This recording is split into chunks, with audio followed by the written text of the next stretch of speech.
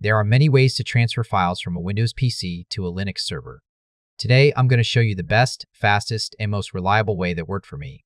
This method is perfect if you're on Windows and you already have SSH access to your Linux server. We're going to keep this simple and practical. Let's get started.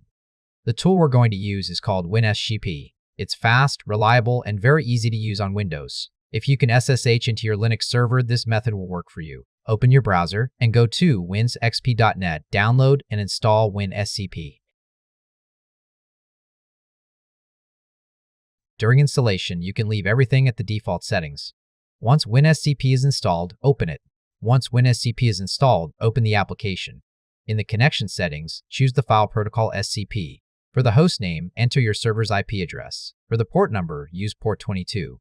For the username, enter your Linux username. For the password, enter your SSH password. If this is your first time connecting, you may see a security warning. Simply click Yes to continue. You can navigate folders on both sides just like you normally would. To transfer files, select the folders on the left and drag them to the right. The transfer starts immediately. That's it. If this video helped you, feel free to like and subscribe.